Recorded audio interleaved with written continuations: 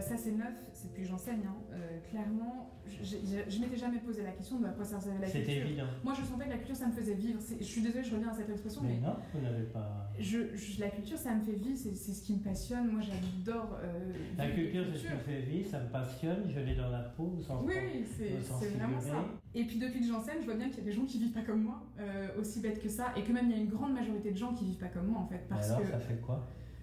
Ça m'interroge dans ma pratique surtout parce que je me dis, moi j'essaye, en tant que prof de français, on a un peu cette image d'Épinal, du prof de français qui va réussir à transmettre la littérature et tous ses élèves vont se mettre à vivre de littérature à l'unisson du prof de français. Oui, ça arrive à peu près 20 minutes par an, c'est déjà très bien, mais ça arrive 20 minutes par an et concrètement les élèves ils font du français parce que il faut faire du français et alors pourquoi prendre une série STMG qui a priori, même si ça peut être des clichés, peut paraître parmi les plus loin de cette Alors là, on culture. arrive à la deuxième chose qui me fait vivre, c'est que la deuxième chose qui me fait vivre, c'est pas que la littérature, c'est l'éducation. C'est-à-dire que moi, ce que j'aime, c'est vraiment être avec être avec les jeunes, être avec les élèves, et du coup, quand on est face à une première générale, c'est trop facile presque, c'est-à-dire qu'ils sont réceptifs, ils sont sur un terrain que je maîtrise, qu'ils maîtrisent, ils sont de bonne volonté, voilà. Les STMG, ce que j'aime, c'est qu'ils détestent le français, ils détestent le prof, ils détestent l'école, ils détestent tout. Et du coup, arriver à les retourner, arriver à leur montrer que ça peut être intéressant, arriver à leur montrer que c'est pas forcément l'idée qu'ils en ont, ça c'est mon grand bonheur de tous les jours. Je dis pas que ça marche tous les jours, mais simplement c'est voilà, aller sur leur terrain, aller les chercher sur leur terrain et leur montrer que ça peut, tournant bien la même chose, aller leur montrer que ça peut leur donner, ça peut leur apporter quelque chose en fait, aussi simple que ça.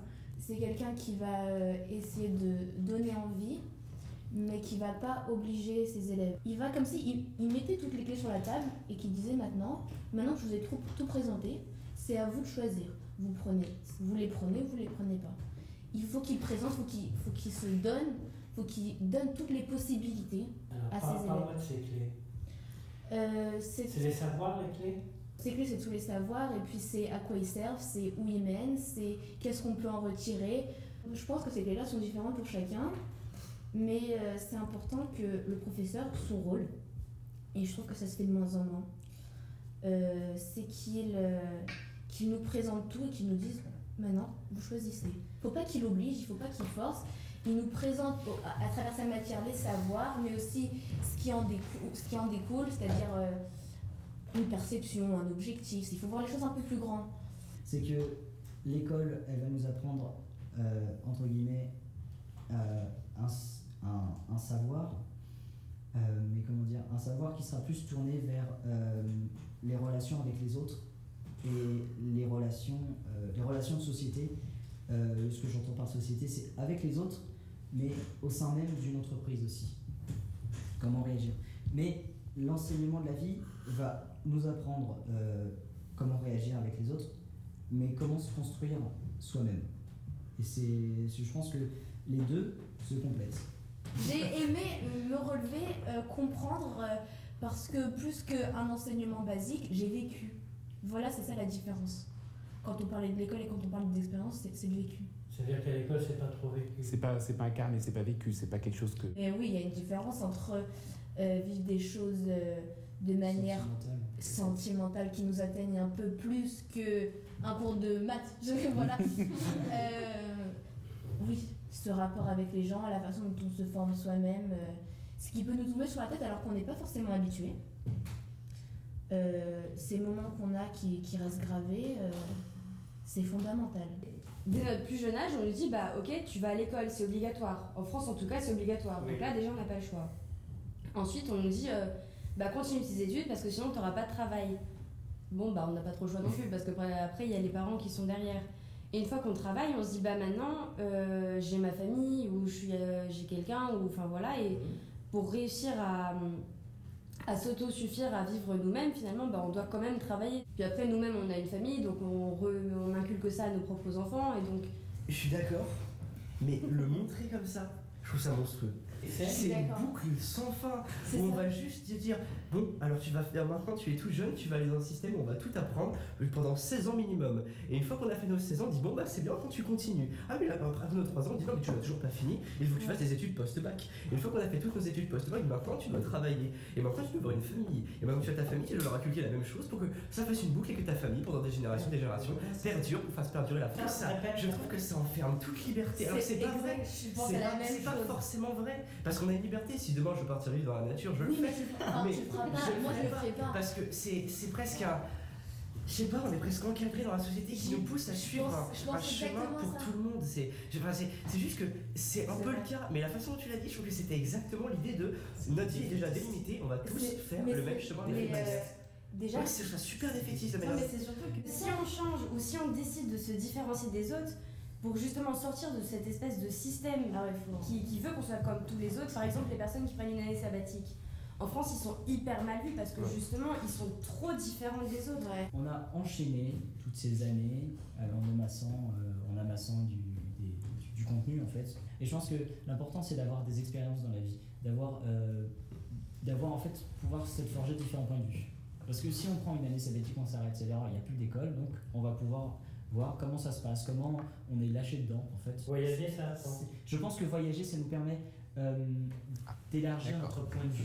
Ce qui, moi, me dérange aujourd'hui dans le système d'éducation français, c'est on t'a appris à faire ça, donc tu dois faire ça.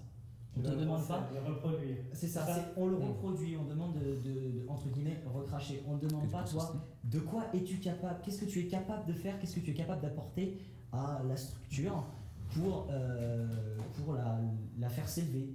Voilà, dans notre société, on a un but, donc on avait dit les études, le boulot, la famille. Donc du coup, ce qu'on nous inculque au lycée, enfin pendant les études, c'est comment réagir face à ce boulot. Et puis, des rails. Et pourtant, donc du coup, c'est ce qu'on appelle les bases. Mais la vraie question, c'est en fait, j'ai toujours pensé que le bonheur, c'était pas atteindre ce qu'il y avait de plus haut, mais savoir ce qu'on voulait. Il faudrait compléter la phrase. Les bases de quoi? Déjà en première, ça me s'est passé comme ça. Je me dis, la question que je me pose souvent, c'est est-ce que ma vie elle va passer aussi vite? Est-ce que je vais pas voir passer les choses? C'est terrible. Pourquoi est-ce qu'on suit tout le temps cette ligne de pensée que la société inculque? Et donc, je dis, je n'ai peut-être pas l'audace d'aller voir d'autres choses. Parce qu'avec tout cet environnement, cette société, tout ce qu'on entend, c'est fini. C'est pour ça que la partie d'enfance que j'ai gardée, c'est assez. J'essaie de la garder au maximum parce que on dit qu'un enfant ça a de l'imagination et que limite quand on grandit, on perd cette imagination, on perd cette petite folie. C'est une prison à ciel ouvert. C'est-à-dire comme si on pouvait s'échapper, on le fera pas. J'ai terriblement envie de réussir dans ce parcours dicté. Comme ça, une fois que j'aurai bien réussi, on me lâchera la grappe et puis je pourrais aller voir ce qu'il y a autour. Je pourrais vivre enfin, je dirais ok, j'ai un bon parcours, voilà, j'ai fait ce que tout le monde attend, ce que la société attend. J'ai réussi à me faire limite une place dans ce monde et bon d'accord, maintenant j'ai fait ça, maintenant je vais faire autre chose. On survole tout. C'est-à-dire qu'on tente de faire en sorte que les personnes aient le moins d'accès au savoir possible Non. pour qu'ils continuent à suivre ce moule de société. Voilà. Non, Moi, perso, je le perçois comme ça. Non, je te comprends. Mais en fait, le truc, c'est que t'apprends au primaire, ce qu'ils appellent les bases. Bon, après, faut le voir, mais voilà. Après, au collège, tous les ans, t'apprends des choses. T'apprends en 6ème quelque chose, en 5ème, ils te disent voilà, on revoit ce qu'on a vu en 6ème et on voit de nouvelles versions. Ouais. En 4ème, ils te disent pareil, on revoit ce qu'on a vu en 5ème et on apprend de nouvelles choses, etc. Et ça tous les ans. Ce qui fait qu'au collège, t'as appris des choses. Et au lycée, tu te retrouves à recreuser dans tes vieux cours, à revoir pendant 3 ans d'affilée des choses que tu as vues pendant déjà 2 ans. C'est du vécu là. Je suis d'accord. Ah oui, mais ça devient Je suis d'accord. Ça devient Ça devient quoi? Très embêtant. C'est la 3e année d'affilée qu'on voit la Première Guerre, la 2e Guerre mondiale, les régimes totalitaires, etc. D'un côté, c'est bien parce que quand on nous dit oui, vous devez avoir des souvenirs, au final, il n'y a personne qui se souvient de rien parce que quand on demande une date, il y a tout le monde qui confond tout. Donc d'un côté, c'est bien de revoir. Mais de l'autre, on se dit mince, ça fait quand même 3 ans qu'on voit ça. C'est frustrant en fait pour l'élève. Je crois que pour moi, c'est la matière qui est le plus mal apprise, la langue.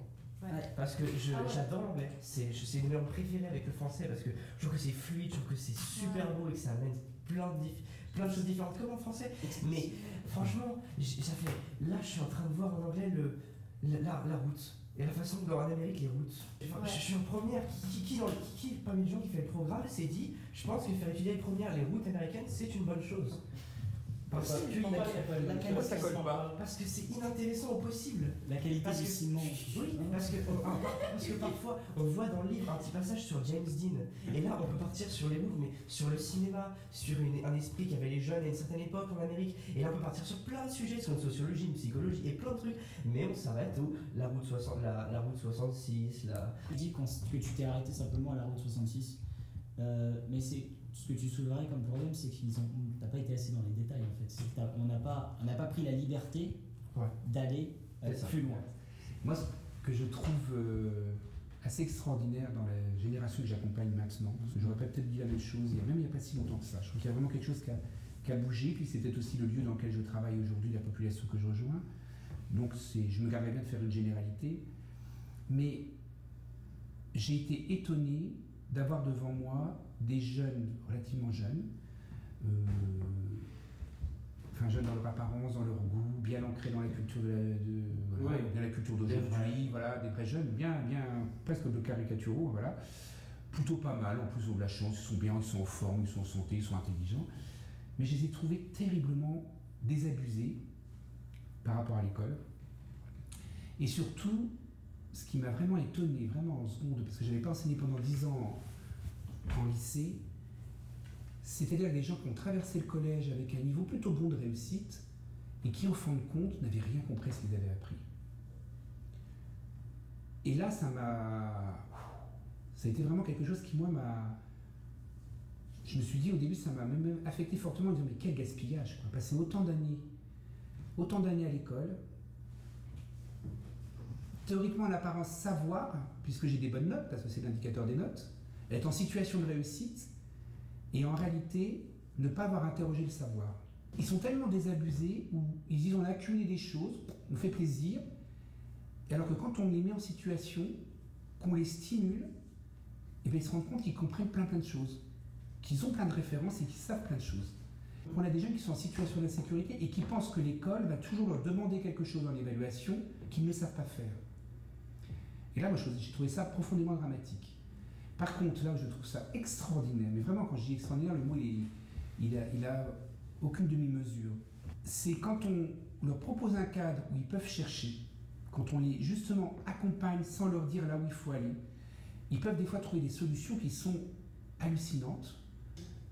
On les amène pas forcément là où on voudrait qu'ils soient, on les accueille tels qu'ils sont, avec ce qu'ils ont comme expérience, on écoute leurs questions, mais on est là aussi pour injecter des choses au fur et à mesure. Alors ça peut être à un moment donné une référence, un savoir, ça peut être une notion, ça peut être aussi à un moment donné une méthode, ça peut être un outil technique ou pratique, mais pas dans l'attente d'un produit fini absolu. Et surtout ne pas s'intéresser au produit lui-même. Alors bien sûr la vidéo moi elle avait épaté, ce qui m'intéresse c'est surtout le discours qu'ils ont sur cette vidéo.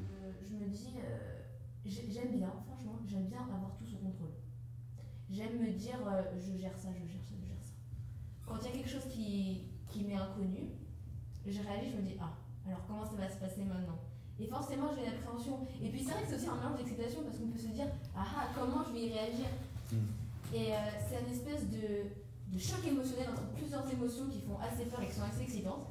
Et c'est ce qui fait que c'est très enrichissant. Du coup, c'est l'idée de voyager, mais surtout d'aller voir autre chose, de se détacher de ce qu'on a l'habitude. Et si on nous apprenait mieux à l'école à nous intéresser à pas que les langues, que la pensée des gens, l'humain en général, à la fois c'est une notion bien précise et à la fois quand on regarde chaque être humain de manière à part entière, c'est quelque chose d'entièrement différent.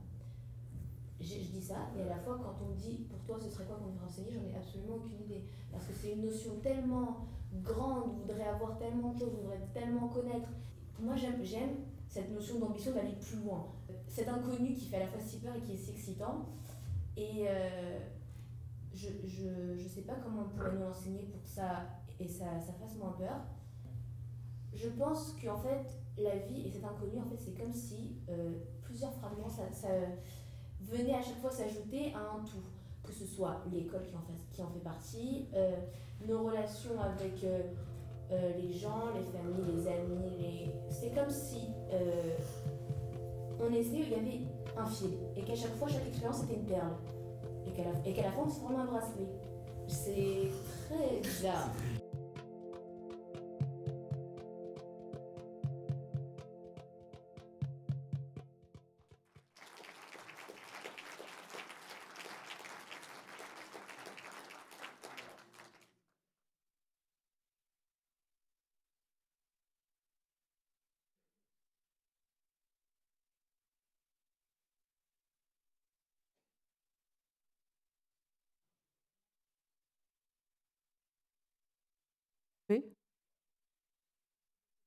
Moi, pour dire que cette vidéo était quand même très intéressante.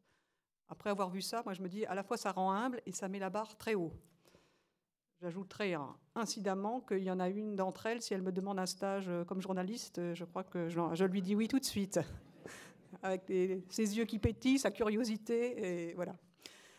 Donc je pense qu'effectivement, vous voyez, entre la présentation des enjeux au début de cette matinée et puis cette vidéo, voilà, on sent qu'on est, voilà, on est dans le sujet. Donc on va enchaîner maintenant avec deux conférences, la première de Cynthia Fleury et la seconde de Pierre Giorgini. Donc ces deux intervenants vont nous aider à situer notre réflexion dans un champ plus large des mutations contemporaines. Voilà, je crois que c'est important aussi qu'on commence par ça. Donc je vais leur demander de venir ici tous les deux.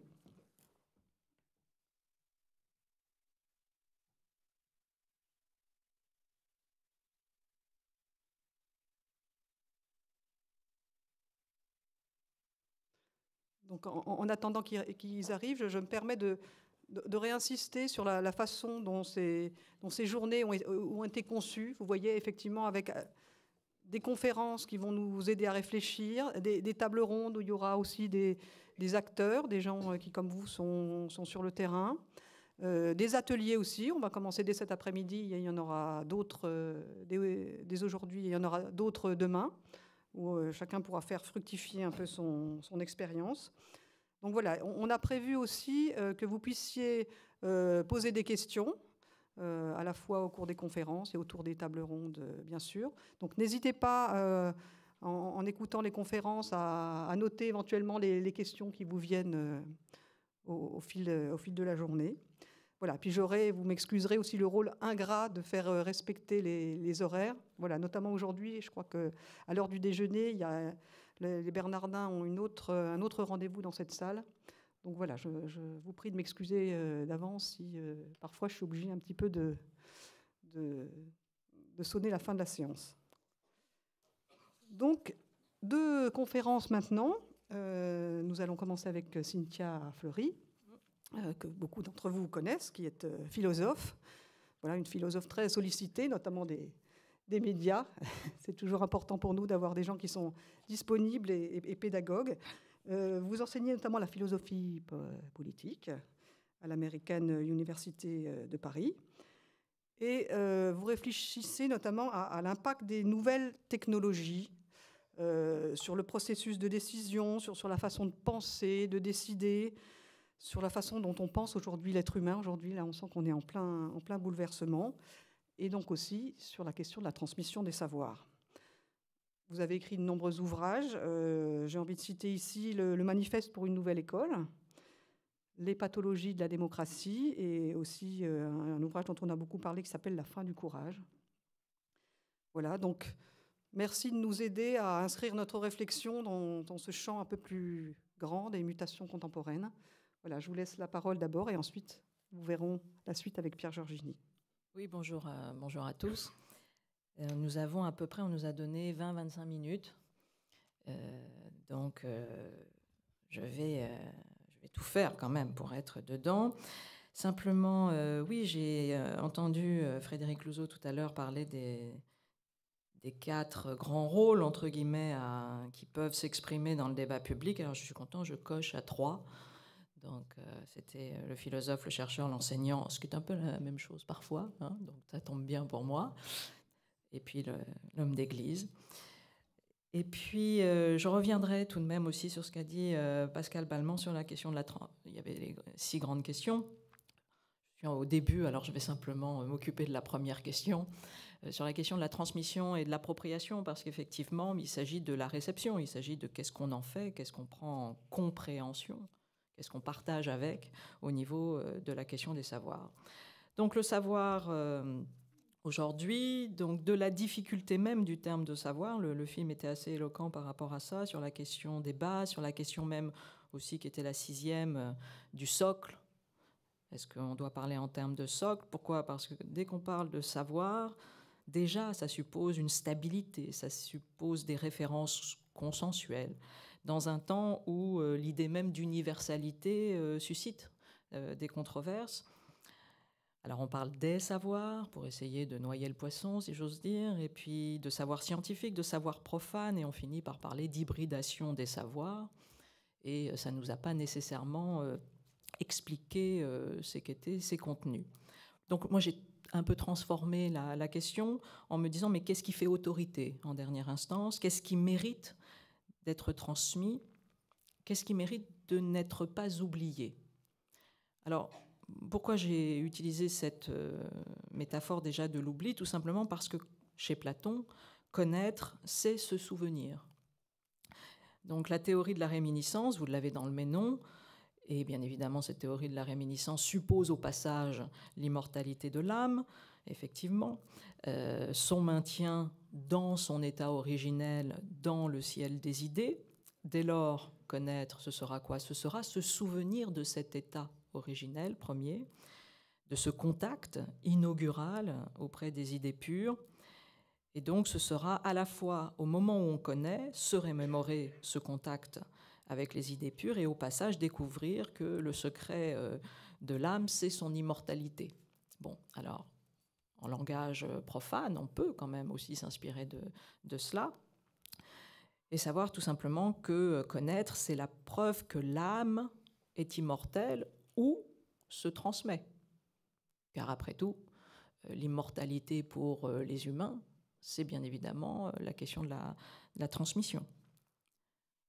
J'avais dit, voilà, je ne crois pas en l'immortalité de l'âme, mais je crois en la survivance de l'âme au travers de l'âme des autres. L'œuvre, c'est l'âme des autres, puisque de fait, il y a œuvre parce que les âmes des autres se saisissent de cet ouvrage et l'accompagnent de leur intelligence et eux-mêmes font ce travail-là. Et sans parler du fait que pour se souvenir, la maïeutique, notamment socratique, mais celle de l'éducation tout simplement, joue son rôle d'accoucheur d'âme. Voilà, de trouver l'éducation, c'est la fécondité des âmes ou des esprits, pour ceux qui sont qui préfèrent le terme plus cognitif. Mais sans passer par Platon, connaître, c'est toujours se souvenir, dans la mesure où c'est choisir ce que l'on ne veut pas oublier. Donc je crois aussi que dans la connaissance, il y a une part féroce, d'une certaine manière, de la volonté. La sérendipité, si typique des méthodes actuelles d'apprentissage et de recherche, pourrait être aussi un avatar de la théorie de la réminiscence, dans la mesure où la navigation sur le net, ou la dynamique expérimentale dans la recherche, parce que c'est ça aussi la sérendipité, le fait de chercher sans savoir précisément ce que l'on cherche, suppose d'être un esprit préparé. C'est la formule de Pasteur, être des esprits préparés. C'est-à-dire, voilà, celui qui veut accueillir l'inconnu est de fait le mieux préparé d'entre nous. Je dis ça par rapport à la jeune fille qui disait « mais moi je veux absolument attraper l'inconnu, je ne veux pas en avoir peur », mais précisément, qu'est-ce qu'il va falloir? Se préparer à accueillir cet inconnu. Et se préparer à accueillir l'inconnu, c'est connaître, naître avec. Bon. Naître avec ce qui surgit, donc d'une certaine manière la connaissance. Donc, toujours, cette sérendipité, elle suppose un esprit capable de réminiscence, habile dans l'art de circuler dans l'espace et dans le temps, car là aussi, je crois que la connaissance, c'est un apprentissage de la circulation dans l'espace et dans le temps. Donc, cette simple introduction, en fait, pour rappeler que la transmission moderne, si technique soit-elle, en fait, si novatrice soit-elle, est quand même une vieille histoire. Savoir, cela reste d'abord un désir, une volonté, celle de la philosophie grecque ou celle des Lumières, le sapere aude, le ose savoir, qui consiste à désirer d'abord sortir de l'état de minorité. si je reprends la formule kantienne. Alors je ne ferai pas une querelle sémantique autour des termes de savoir, avec un S ou sans S, ou encore en rester aux différences et aux différents entre savoir et connaissance. Savoir ou connaissance, c'est l'histoire, on l'entendait également en entrée, de l'émancipation, et tout simplement des conditions de possibilité de l'émergence d'un sujet libre. Conditions de possibilité me va bien, là aussi, par rapport au petit film qu'on a vu, lorsqu'elle a dit « mais moi je ne veux pas qu'on m'impose des choix ». Je crois que, à la fois, je défends bien sûr l'enseignement de la discipline, parce que je pense que la discipline est une vitesse qu'elle permet tout simplement, c'est une cinétique, elle permet d'aller vite aussi. Donc qu'il faut expliquer ça aux élèves, on n'est pas simplement là pour les contraindre à faire quelque chose, on leur donne aussi un véhicule. Après, ils pourront changer de véhicule. Mais dans un premier temps, on leur montre déjà cette idée qu'il y a une méthodologie et que ça participe du savoir, etc. etc. Et très souvent, lorsqu'on leur parle de vitesse, comme par hasard, tiens, ça les intéresse. Lorsqu'on leur explique que l'autorité est une vitesse, ils font « ah bon, c'est cette histoire ?» Et là, tout d'un coup, ça devient assez intéressant. Mais je crois que sur cette idée de conditions de possibilité d'émergence, voilà, nous, notre travail d'enseignant, c'est de créer ces conditions de possibilité d'émergence d'un sujet libre. Car la liberté, bien évidemment, est tout sauf spontanée. Elle demande de l'apprentissage. Donc le sujet est immense. Je vais focaliser mon propos en fait sur 2 points principaux. D'abord, ce qui relève de l'open data et qui me paraît important sur la question de l'appropriation, sur la question de l'accès au savoir. Et puis le deuxième point sur les mécanismes d'inhibition, qui me paraît être compliqué dans l'éducation nationale et qui en fait entravent. Et comment faire pour faire en sorte que ces mécanismes d'inhibition entravent le moins possible l'acte d'apprentissage. Et puis, pour terminer, je donnerai juste 4 illustrations de ce que peut être l'éducation pour moi, et vous verrez que c'est quand même... Ça fait tout le projet démocratique, donc j'ai hélas une tendance un peu vaste sur ce qui me paraît être le seul sujet politique majeur, et notamment celui de la démocratie. Donc tout ce qui relève de l'open data, des Creative Commons, des Scientific Commons, c'est la grande révolution encyclopédique, si j'ose dire, du XXIe siècle. Préserver l'ouverture, voilà, ça me paraît être déjà un des enjeux importants de cette question des savoirs, l'accès libre, la non-privatisation de ce savoir, qui est un enjeu politique, scientifique, éducationnel majeur. Ne pas scinder non plus le savoir entre un savoir mainstream, vous savez, gratuit, mais enfin faussement qualitatif, libre parce que précisément faussement gratuit, et un savoir qualitatif, très référencé, inédit. Ne pas séparer aussi l'archivage de ce savoir de la nécessité de son appropriation. Ce n'est pas parce qu'il y a accès qu'il y a alphabétisation, qu'il y a acculturation, qu'il y a appropriation. On le voit déjà avec l'exemple des MOOC. On voit des cours ouverts à tous, mais qui produisent encore une très très faible assiduité et qui produisent également une faible valorisation. Et pourtant, bien évidemment, il n'y aura pas de révolution culturelle de la connaissance et de révolution cognitive sans passer, bien évidemment, sur cette réflexion profonde sur l'accès. Donc ça, c'est le premier point, qui est un enjeu qui me paraît très important et qui est loin d'être une affaire entendue. La privatisation des savoirs avance plus vite que la non-privatisation des savoirs.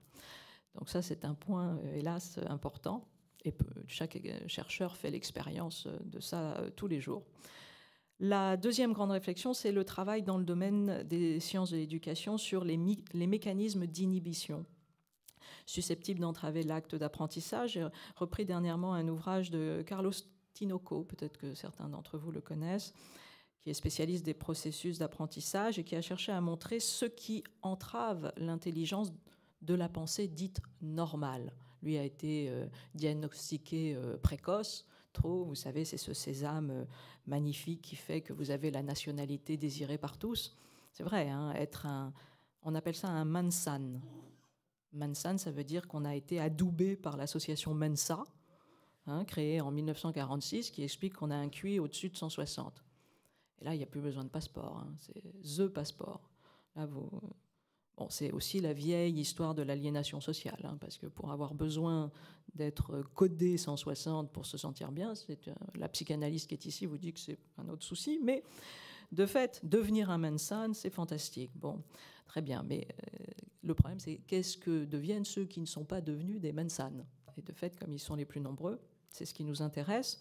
Et effectivement, ce qui ressort aussi de notre système éducatif français, notamment notre école, c'est qu'elle consolide parfois l'entrave. Pas simplement via son organisation sociale, ses méthodes, mais aussi par les choix cognitifs qu'elle promeut ou au contraire qu'elle discrimine.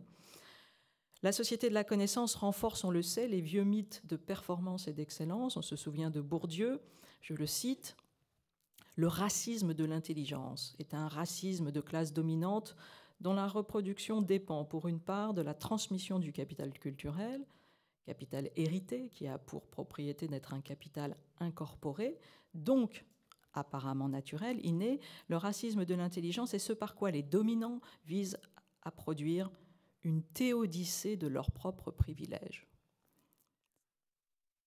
C'était spécial dédicace, comme diraient les jeunes, mais en l'occurrence, comme dit Weber. Théodicée de leurs propres privilèges, c'est-à-dire bien évidemment une justification de l'ordre social qu'ils dominent. Là où la thèse de Tinoco nous intéresse, c'est parce qu'elle montre comment les surdoués sont moins repérables en fait par leurs prodiges que par leur fonctionnement propre. En fait, leur capacité de s'extraire d'un cadre, de s'extraire d'une contrainte présupposée. Or, s'extraire du cadre de référence présupposé où la solution devrait être normalement recherchée ne dépend nullement d'une habileté logique particulière. En fait, les surdoués, dit-il, profitent de mécanismes d'inhibition moindres. L'enjeu n'est pas de savoir si c'est vrai ou si c'est faux. Ça, c'est plutôt la philosophe qui parle ici. L'enjeu est d'utiliser ça comme hypothèse de travail pour faire surgir quelque chose qui deviendra vrai ou faux, à savoir, nous, comment notre éducation, dans le moment où nous enseignons, nous ne créons pas des mécanismes d'inhibition. Voilà. Si déjà on fait ça, je crois que c'est important. Et il dit, ils ne s'interdisent pas de penser. Qu'est-ce qui entrave donc les normaux? Donc voilà, je pense que c'est l'autre grande question qui est toujours derrière. Alors il va donner des réponses. La peur du vide, laisser flotter l'énoncé suscite une grande angoisse. La focalisation sur la réponse évite souvent de comprendre la question.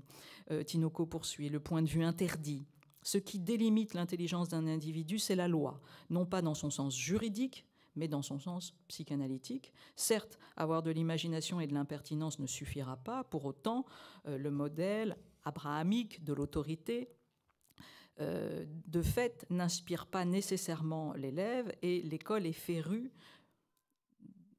d'une autorité qui se transforme souvent en autoritarisme et qui n'est résolument pas la même chose. Par exemple, lui, il entendait souvent cette phrase « Il doit apprendre qu'on ne répond pas aux adultes ». Parce que hélas, il répondait. C'est pas qu'il répondait, lui, enfant, il posait des questions.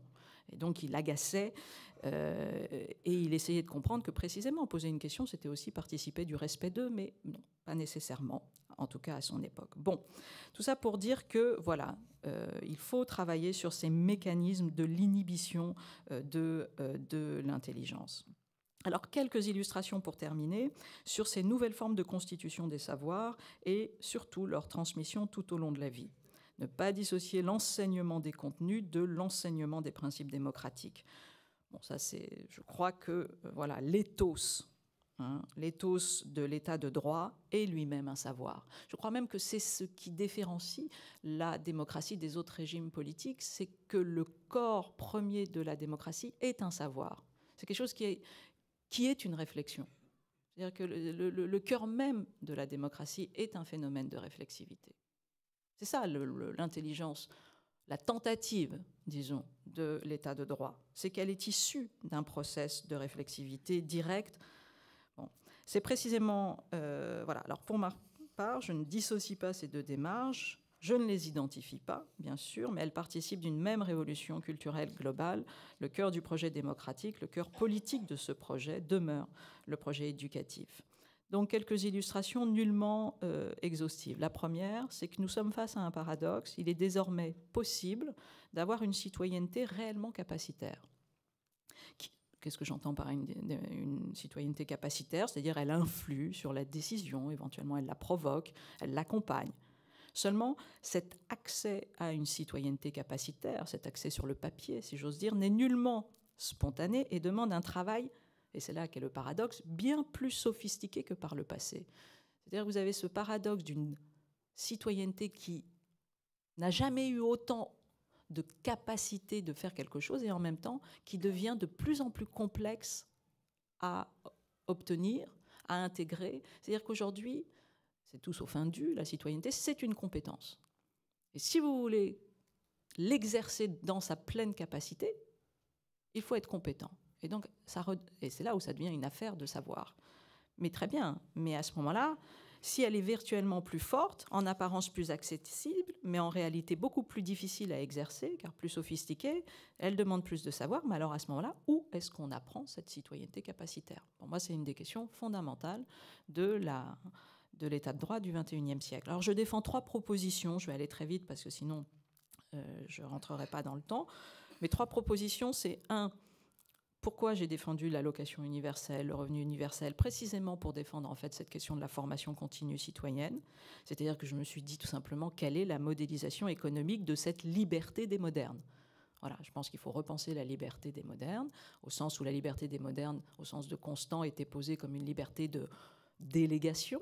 Ça a été une conquête, la représentation. On ne peut pas non plus retourner à la liberté des anciens qui était une liberté obligée aux affaires, si j'ose dire. Non. Mais en même temps, on ne peut pas non plus se satisfaire de la liberté des modernes purement représentative. On voit bien que les gens sont dans une demande d'autre chose. À ce moment-là, c'est la modélisation économique de cela. Et la question de l'allocation universelle paraît importante. La deuxième, c'est ce que j'appelle les temps citoyens. En gros, dans l'administration publique, dans les entreprises, c'est-à-dire à un moment donné de considérer qu'un temps du travail est précisément dédié au temps citoyen, c'est-à-dire à la formation citoyenne. Et que là aussi, c'est la question de la modélisation économique, donc de faire grimper dans les entreprises, dans l'administration publique, des temps citoyens. Et puis la troisième, ça renvoie à ce que d'autres ont également évoqué, de Bourg à Rosan-Vallon, c'est la création d'une chambre civile ou d'une université citoyenne à Nantes. Là aussi, je me suis souvent bagarrée avec le CESE, que j'aime bien, donc le Conseil économique, environnemental et social, en leur disant mais bon, tant que vous, voilà, si vous continuez d'être comme ça, écoutez, disparaissez, ça sera plus agréable pour nous.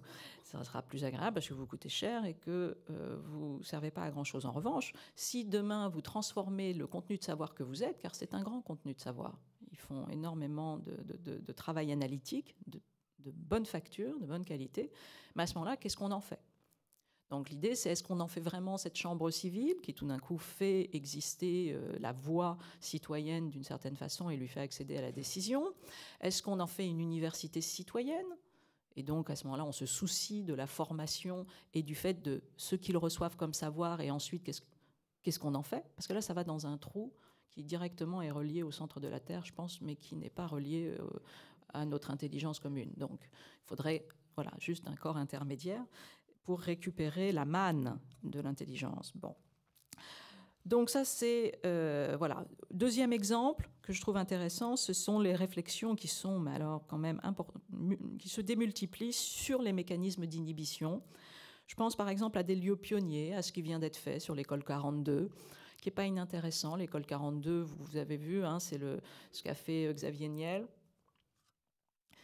Mais laissons la personnalité de côté, prenons simplement la méthodo de l'école 42, c'est vous n'avez pas de qualification, vous n'avez pas de bac, vous avez le bac, en tout cas ce n'est plus un problème, ce critère, je ne vous demande aucun critère.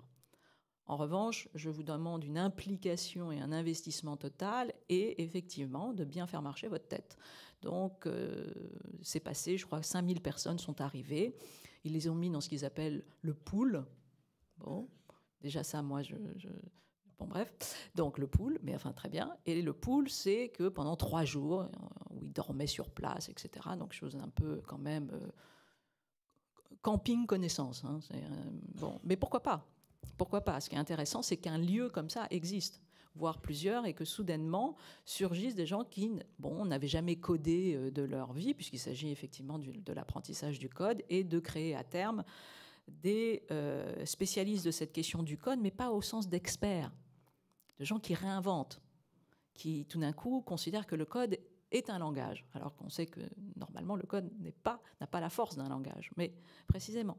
Et ça, je trouve que c'est intéressant. Pareil, sur la question des MOOC, je trouve que c'est intéressant de les soutenir dans la mesure où il y a cette première expérience de la mobilité virtuelle qui peut nous emmener après vers une mobilité plus physique. Bon. Et puis, 2 autres questions. C'est la présence d'une éducation à la nature. Je suis chercheur muséum, donc c'est vrai que je défends beaucoup la question de ces chantiers-là. Et aujourd'hui, je vois que ça commence à marcher. Je vois notamment la création d'un master avec un projet de permaculture où les étudiants s'occupent de cela. Je vois une école à Bali qui a l'ambition de devenir ce qu'ils appellent, marketing oblige, le Harvard vert. Et en gros, c'est de créer les futurs leaders de la transition énergétique et durable. En fait, tous les élèves à la rentrée reçoivent des carrés de rizières, indépendamment des contenus de savoir, et ils vont accompagner cela. Je dis ça parce que nous, Muséum, on est champions, entre guillemets, de ce qu'on appelle les observatoires citoyens de la biodiversité. Et on a mis en place également, avec Viginature, les observatoires scolaires de la biodiversité. Parce que l'enjeu, c'était de se dire où est-ce que nous avons un peu de temps long. Et en dernière instance, l'école est encore un lieu de temps long. Parce que sur 16 ans, obligatoire ou pas obligatoire, entre guillemets, sur 16 ans, on peut effectivement accompagner un élève, même s'il change d'école, mais il a un chantier sur 16 ans et on a un chantier commun avec cet enfant. Donc ça, ce temps long pour comprendre des choses fondamentales sur notamment ce qu'est la condition humaine. La condition humaine, ce n'est pas l'homme, c'est l'homme en relation créatrice avec tout ce qui l'environne, y compris la nature. Je pense que faire une révolution et redonner cette place de l'éducation à la nature au sens rousseauiste du terme me paraît tout à fait important. Voilà, je crois que je suis dans les... Absolument. Voilà, merci dans les beaucoup. temps. Voilà déjà quelques exemples. Merci.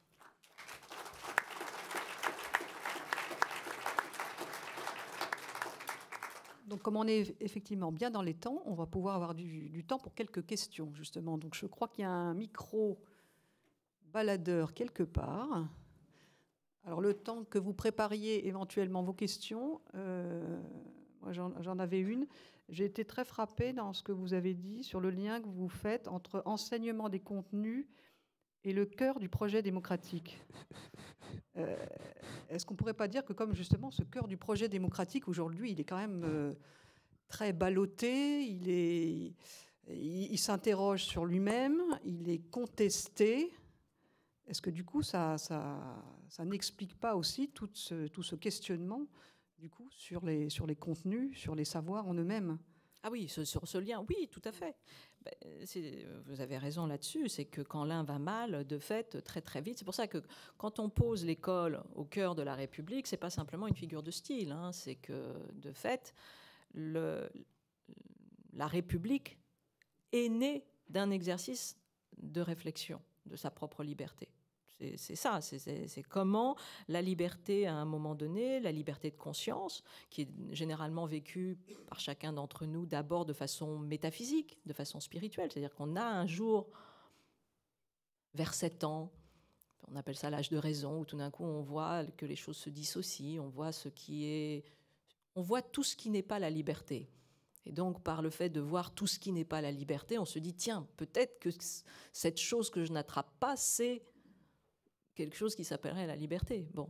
Et donc, on va faire l'épreuve de ça, et toute notre vie, on essaye à la fois individuellement de traduire ça au mieux, et puis collectivement. Voilà. Donc, c'est vrai que c'est ça que j'essaye simplement de dire. Par exemple, très souvent, on nous interroge, nous, les enseignants-chercheurs en philosophie politique, on nous dit, mais quelle est votre vision, etc.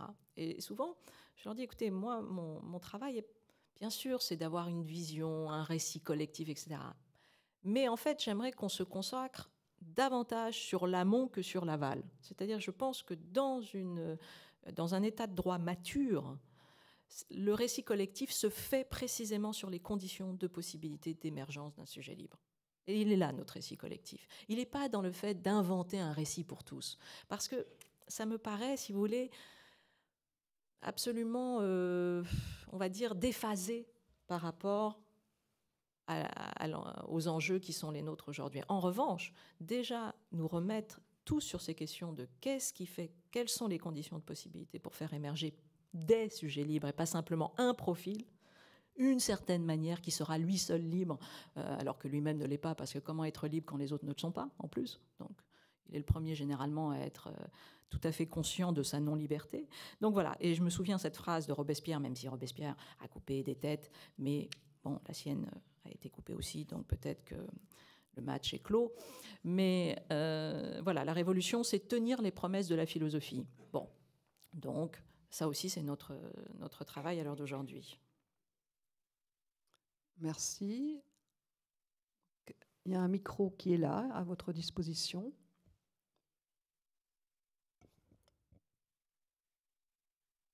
Là, peut-être que vous pouvez vous présenter avant de poser la question. Oui, Antoine Arjakovski, je travaille ici au Collège des Bernardins. Merci beaucoup pour cet exposé. Alors, j'ai découvert que nous étions dans la sérendipité ici au Collège des Bernardins, puisque nous ne trouvons pas toujours ce que nous cherchons et nous ne savons pas forcément ce que nous cherchons.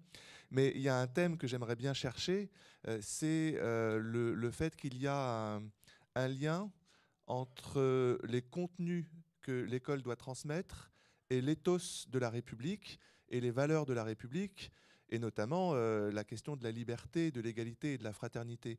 Alors concrètement, comment vous verriez que dans une école, que ce soit dans les disciplines ou dans un projet d'établissement, ces valeurs de liberté, d'égalité et de fraternité qui constituent la base de la République peuvent être non seulement transmises, mais justement transmises de telle façon à ce qu'elles puissent être appropriées par les élèves.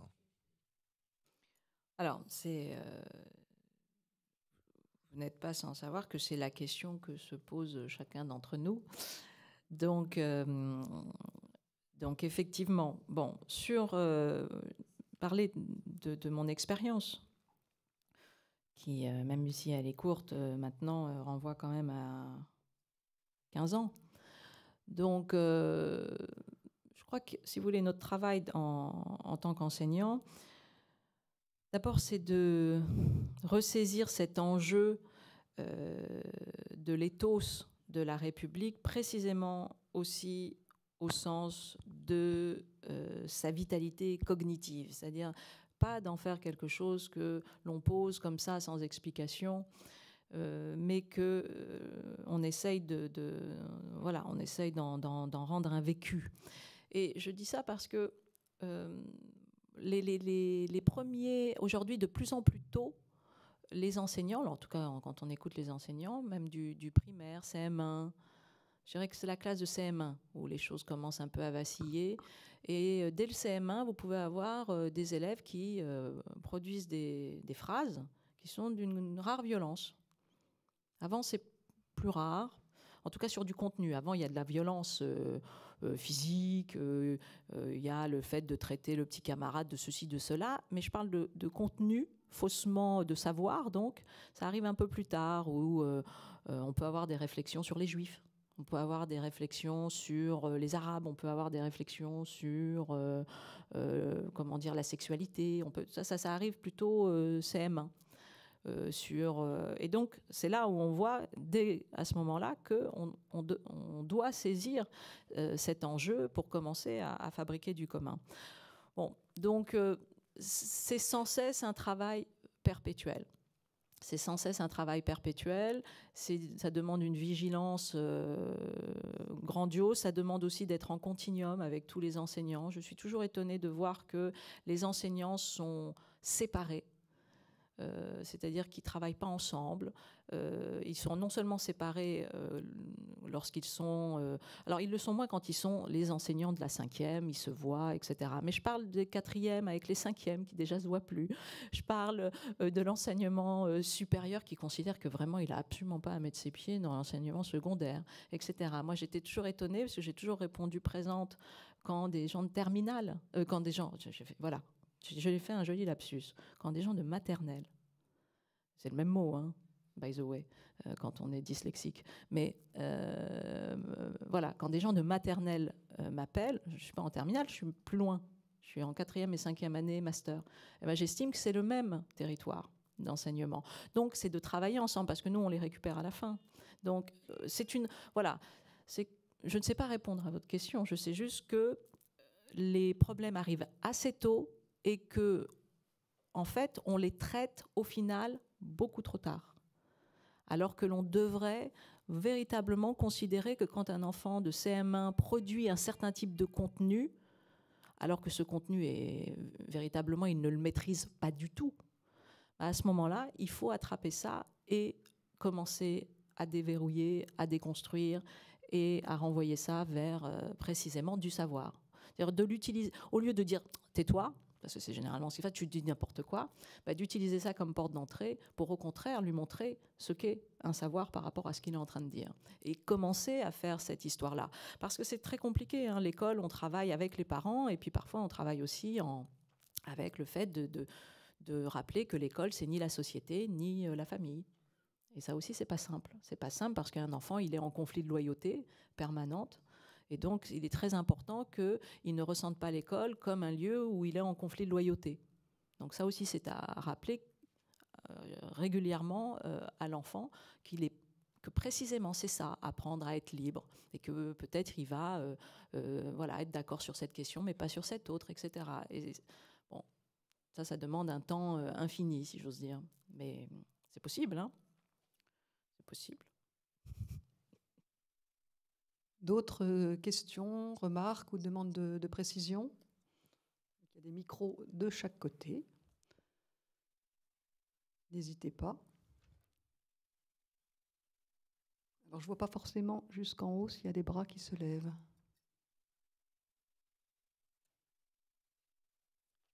Non, pas pour l'instant. Alors peut-être, par rapport à ce que... Peut-être après, oui. Juste peut-être une dernière question, du coup, par rapport à ce que vous disiez là, sur le fait que même quand des enseignants de maternelle ou vous sollicitent, vous n'hésitez pas à répondre. Vous avez aussi tenu à citer des exemples concrets. Est-ce que vous-même, dans votre pratique d'enseignante, est-ce que vous l'avez fait éventuellement évoluer à la lumière de cette réflexion que vous avez? Oui, tout à fait. C'est-à-dire que... Qu'est-ce que vous faites différemment, éventuellement? Si vous voulez, je ne sais pas ce que je fais différemment, mais en tout cas, ce qui est certain, c'est que... alors, c'est assez drôle parce que je repense encore au petit film de l'enseignante, cette fois-ci, qui dit, moi, particulièrement, j'étais heureuse parce qu'il y avait un enjeu, il détestait tout, le professeur, les savoirs, l'école, et donc je me disais, tiens, nécessairement. Alors, c'était pas tout à fait ça mon sens, mais moi, je ne voulais pas enseigner. Donc je veux dire par là, je comprends la familiarité, je n'avais aucune envie d'enseigner, c'était pas du tout au programme. Et et puis quand je suis arrivée dans mon premier laboratoire pour être chercheur, donc moi, on m'avait bien expliqué que les chercheurs, ils n'enseignaient pas, donc j'étais bien... Eh ben non. Le directeur du labo a dit non, moi, mes chercheurs, ils enseignent. Et donc j'ai découvert cet oxymore très désagréable qui est l'enseignant-chercheur. Bon. À qui on demande d'être hyper enseignant et hyper chercheur. Bon, donc qu'on connaît. Bon, résultat, tout ça pour dire que mon premier contact avec l'enseignement, c'est un contact qui est involontaire. Bon. Mais après ça, en revanche, j'ai compris, je le savais, mais voilà, c'est la question du temps long. C'est la force de l'éducation et la force de la connaissance, de cette volonté de savoir, c'est que ça crée du temps là où il n'y a pas de temps. Bon, c'est-à-dire qu'on n'a pas de temps, quand même le dire. Les élèves, nous, on les voit même pas 6 mois, puisqu'on les a en semestre, et les semestres, c'est des faux 6 mois. On les a 4 mois, et en fait, on les a... Et en fait, ce qu'il faut comprendre, c'est que ça s'ouvre. En fait, et c'est ça la force du savoir, c'est que le savoir crée de l'espace là où il n'y a pas d'espace et il crée du temps là où il n'y a pas de temps. Donc il y a cette stance. Et nous, on doit utiliser ce temps. On doit en faire quelque chose. En faire quelque chose, c'est emmener les élèves alors vers plus, bien évidemment, de contenu, de savoir, mais aussi, bien sûr, très souvent vers une révolution existentielle. Moi, je suis toujours mal à l'aise avec ceux qui disent « mais non, l'éducation est d'un côté, l'enseignement est de l'autre ». Oui, sur le papier, mais dans la vérité, c'est pas du tout comme ça. Dans la vérité, les élèves arrivent avec tout ce qu'ils sont, Et dans tout ce qu'ils sont, parfois, il y a des choses qui entravent précisément la réception du savoir. Et donc, qu'est-ce que vous faites? Vous êtes bien dans l'obligation, si vous voulez qu'un contenu passe, à un moment donné, d'affronter pourquoi de l'autre côté ça bloque. Sinon, vous ne faites pas votre travail. Sinon, un professeur, il peut se faire plaisir.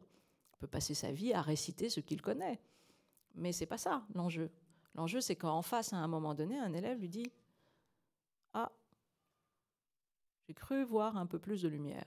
Tiens. » C'est ça, c'est simplement ça.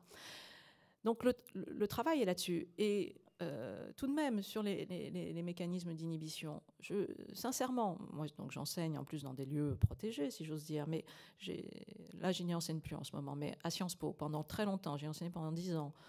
À Sciences Po, à un moment donné, et je ne dis pas ça contre Sciences Po, bien sûr, ce n'est pas ça l'enjeu, c'est très très bien, mais à un moment donné, penser, simplement penser, n'était pas possible dans la classe. Ce n'était pas possible parce que penser, ça demande du temps long, et penser, ça demande de ne pas savoir ce que l'on va trouver. Donc, ça demande de ne pas être immédiatement évalué. Ça demande de ne pas faire un galop toutes les 5 minutes. Un galop, c'est en gros une dissertation que vous faites sur table. Donc, moi, j'ai des élèves qui galopent. Voilà. J'ai des élèves qui galopent, mais qui ne pensent pas. Et qui viennent me dire, c'est magnifique ce cours, mais comment je fais ma 3e partie? Parce que c'est comme ça, là, tout ce que vous venez de me dire. Et moi, là, il me faut une idée. Hein. Bon, je caricature, mais je caricature pas, si vous voulez. C'est-à-dire qu'à un moment donné, il faut savoir à quoi aussi sert l'école. L'école ne sert pas simplement à sélectionner, à évaluer, à rendre plus performant et à faire des espèces de faux champions de la connaissance. Elle sert à penser. Et penser, c'est ne pas savoir. Voilà. Merci beaucoup. Peut-être d'autres questions viendront en effet après la conférence de Pierre Georgini. Alors, Pierre Georgini, vous êtes président-recteur de l'Université catholique de Lille. J'ai dit qu'il y avait beaucoup de personnes au cours de ces 2 journées qui seraient des personnes un peu transverses avec différentes compétences. Donc, Cynthia Fleury était une de ces personnes, mais vous êtes aussi une de ces personnes puisque vous êtes ingénieur de formation, hein, même ingénieur en télécom. Et donc, vous avez notamment travaillé à France Télécom, notamment comme délégué recherche et développement. Directeur général aussi de l'Institut supérieur de l'électronique et du numérique. Et voilà pourquoi vous êtes aussi l'homme de la transition fulgurante. C'est le titre d'un livre que vous avez publié récemment, et dans lequel vous réfléchissez à l'impact de cette révolution techno-scientifique qui nous emporte tous, et dont je pense nous commençons à peine à percevoir l'impact et les bouleversements que ça va impliquer. Donc voilà, je vous laisse aussi la parole et nous aurons sans doute aussi un temps de questions après votre conférence. Merci. Bonjour à tous et à tous. Merci de m'accueillir. Donc, je vais essayer de galoper en 25 minutes autour de quelques idées. Vous avez le droit d'un peu moins galoper. En tentant d'essayer de dire quelques petites choses utiles après tout ce qui vient d'être dit et présenté de très très intéressant.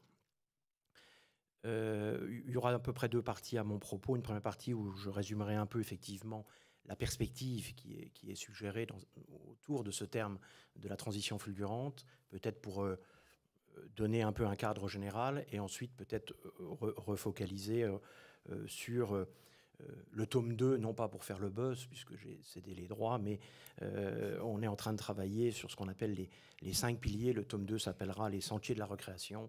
Et donc, on est en train de travailler avec quelques autres amis universitaires. Moi, je ne suis pas universitaire, mais je travaille très bien avec les universitaires.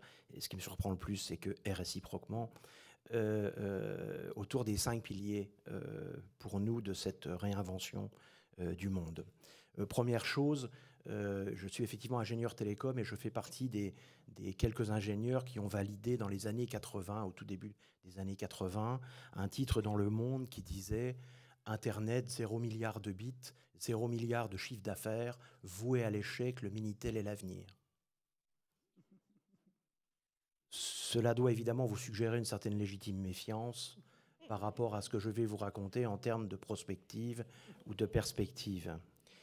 Si je vous dis ça, c'est parce que j'ai découvert à cette occasion, qui a été pour moi un choc historique dans ma vie, qu'on m'avait formé, éduqué, fils d'émigrés italiens, derrière l'idée que les études, ça permettait de penser une modernité qui ferait que le monde serait meilleur et pas celui qu'avaient connu mon père ou d'autres.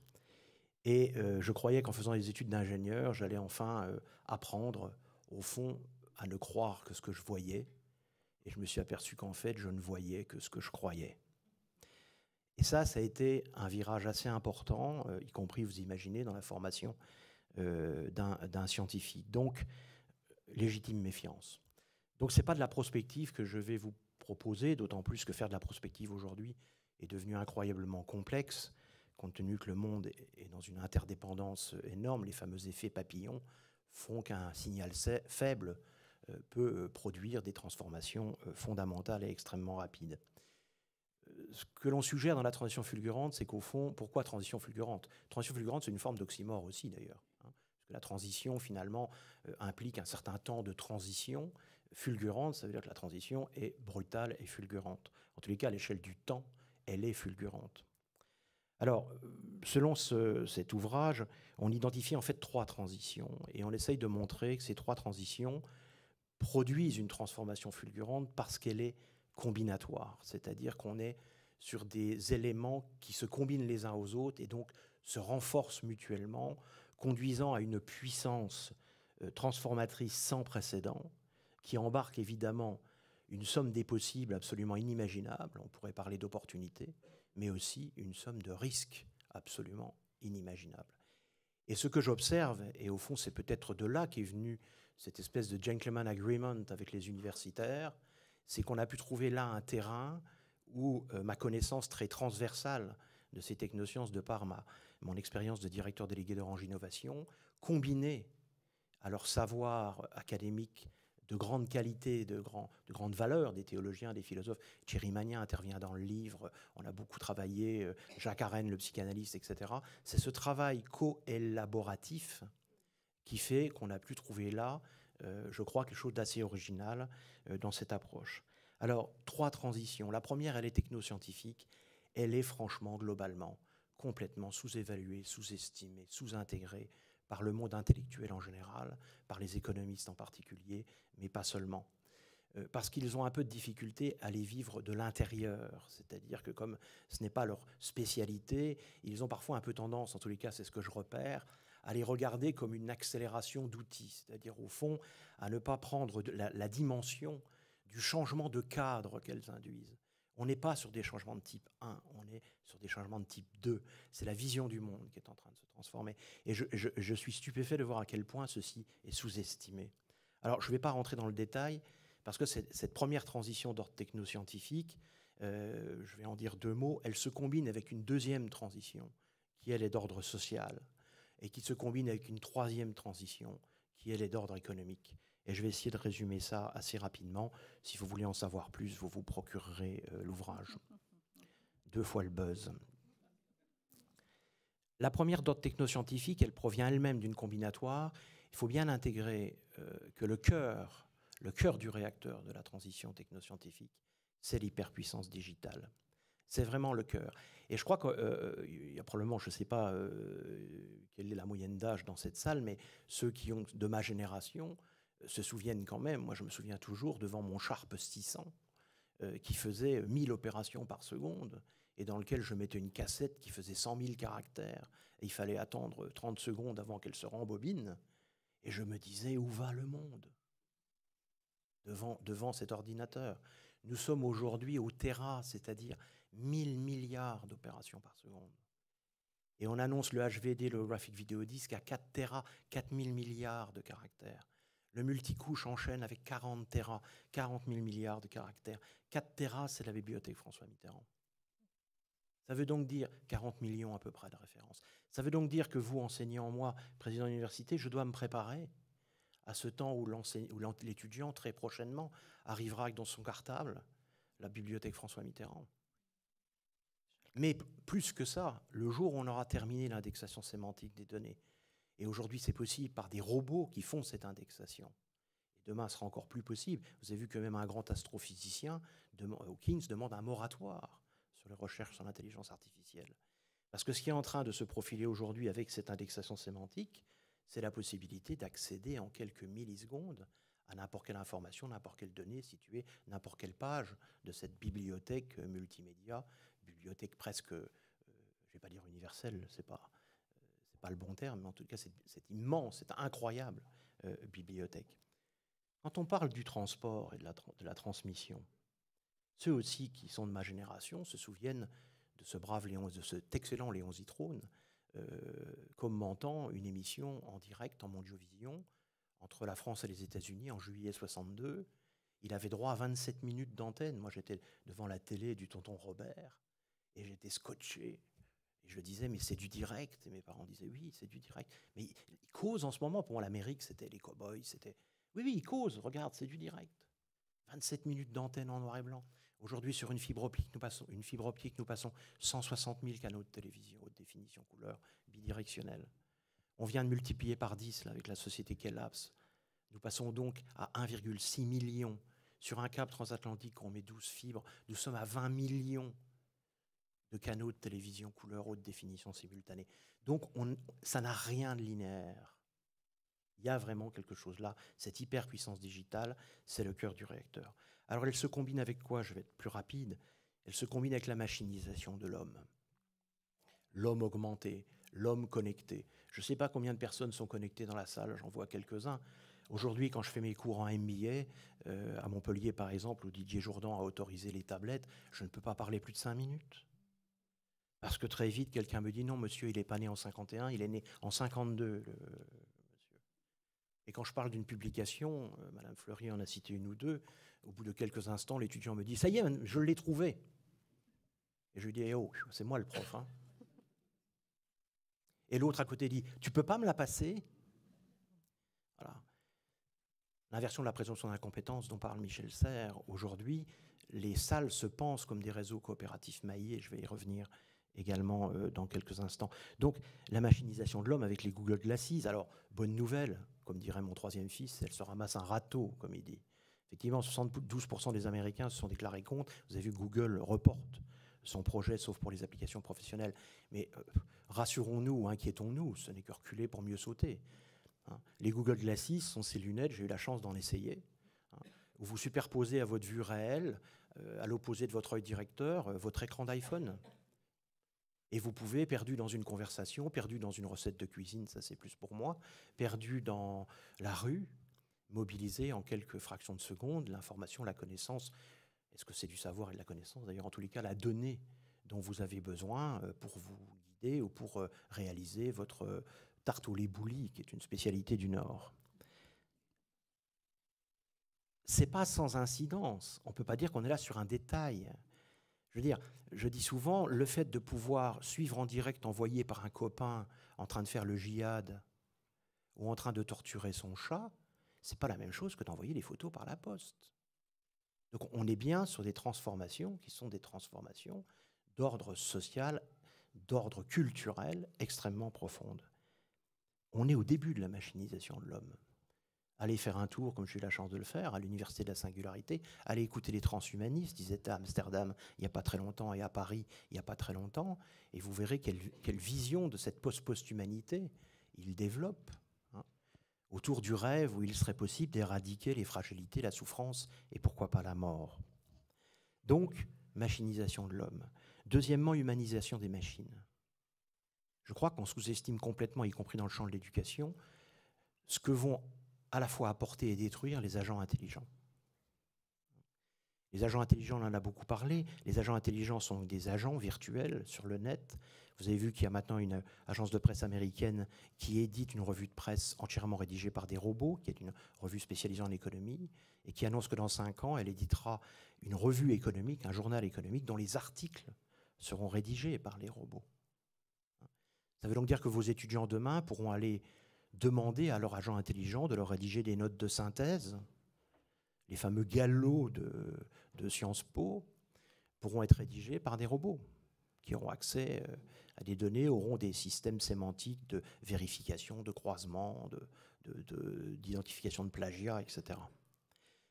Je vous rappelle que Google, ça ne lui a pas échappé, le projet Calico, Ray Kurzweil, c'est 14 milliards de dollars investis dans ce qu'il prévoit comme étant la convergence de ces deux actants, c'est-à-dire l'humanisation des machines et la machinisation de l'homme vers un point de convergence. C'est pour ça qu'ils ont racheté Dynamics, c'est pour ça qu'ils investissent dans la robotique intelligente, c'est qu'ils parient sur cette post-humanité augmentée où l'humanisation des machines rejoindrait la machinisation de l'homme. Troisième domaine, le 3D, qui est littéralement en train d'exploser, qu'il soit dans la réalité virtuelle. Et là aussi, on mesure assez peu les impacts d'avoir une réalité qui n'est plus qu'on ne peut plus différencier, qu'on ne peut plus discerner selon qu'elle soit virtuelle ou qu'elle soit la captation d'une image réelle. Ce n'est pas sans conséquence. Mon troisième fils qui est dans le cinéma, décorateur, une grande partie des décors les plus sophistiqués sont synthétisés après au montage. La 3D physique avec l'imprimante 3D. Quand il y a 4-5 ans, avec quelques amis, nous parlions de l'imprimante 3D, il y avait des experts, vous savez, les experts qui sont dans le déni, c'est-à-dire qui disaient mais le modèle économique n'existe pas, c'est pas techniquement au point, etc. Bien sûr, il y a 5 ans. Aujourd'hui, nous imprimons 300 matériaux différents sur les imprimantes 3D. On imprime à l'échelle macro. Vous avez vu Winson qui vient d'imprimer un immeuble de 4 étages en imprimante 3D en Chine, à côté de Shanghai. J'ai eu la chance de croiser M. Shi Enli qui a fait la première impression 3D de maison en Chine au World Forum à Lille. Mais on imprime aussi à l'échelle nanométrique, puisque Stanford vient de sortir une première imprimante sous vide qui imprime à l'échelle moléculaire, qui est un bouleversement, y compris dans le domaine de l'industrie chimique et pharmaceutique. Sans parler de l'imprimante 3D domestique, qui vient de sortir à $199, et on fait le pari d'une imprimante 3D à moins de $150, qui vous permettrait ou permettra d'imprimer chez vous, en ayant rebroyé vos bouteilles plastiques, les produits dont vous auriez besoin, puisque en plus, il y a maintenant des imprimantes 3D dont vous pouvez fabriquer vous-même, à partir de matériaux recyclés, vos propres cartouches.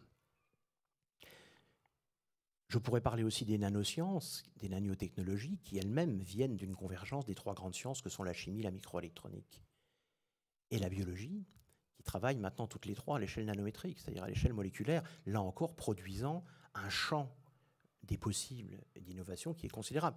Si vous voulez aller vous promener, selon vous considérez que ma conférence est sponsorisée par Prozac ou est plutôt vocation à vous donner de l'enthousiasme, allez voir Morph, M-O-R-P-H, sur YouTube.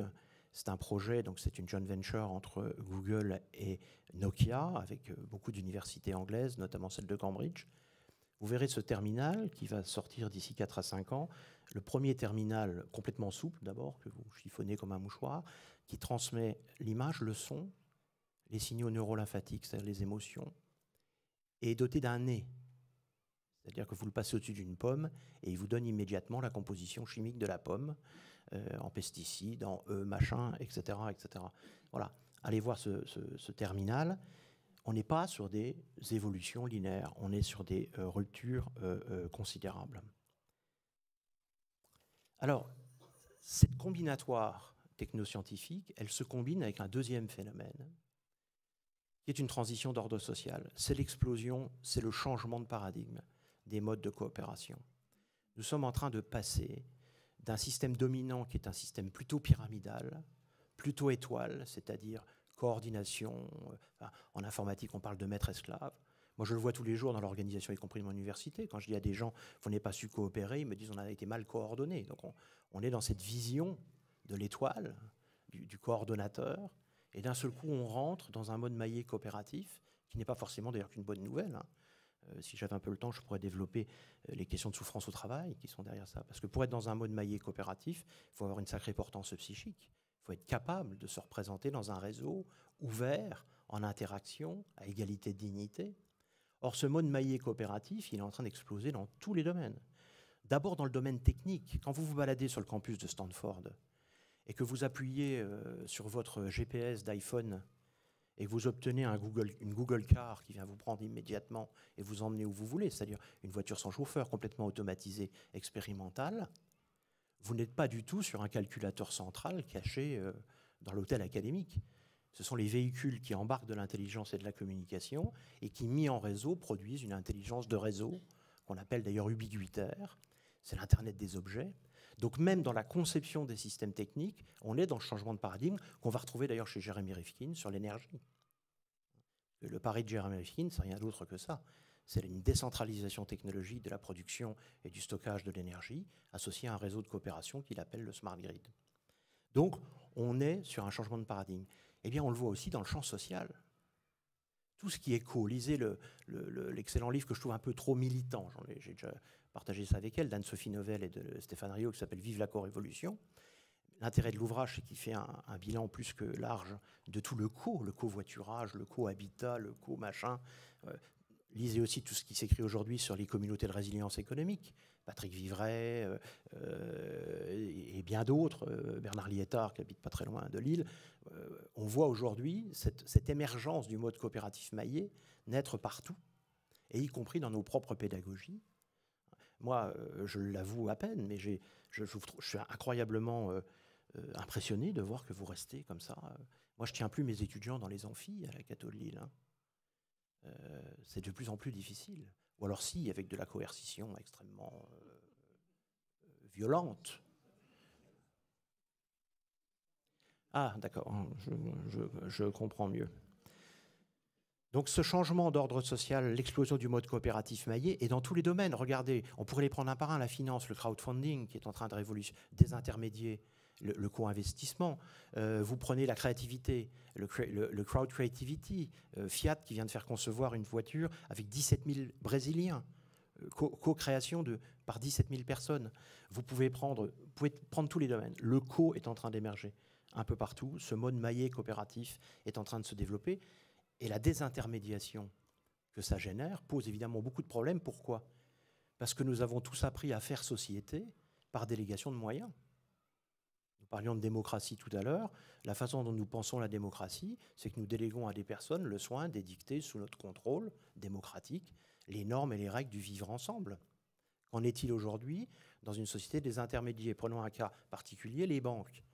On fait souvent haro sur les banques, mais au moins les banques, on peut les réguler. On peut édicter des normes, on peut leur imposer la protection de l'épargnant, du plus faible, etc. Comment vous protégez un réseau de crowdfunders ?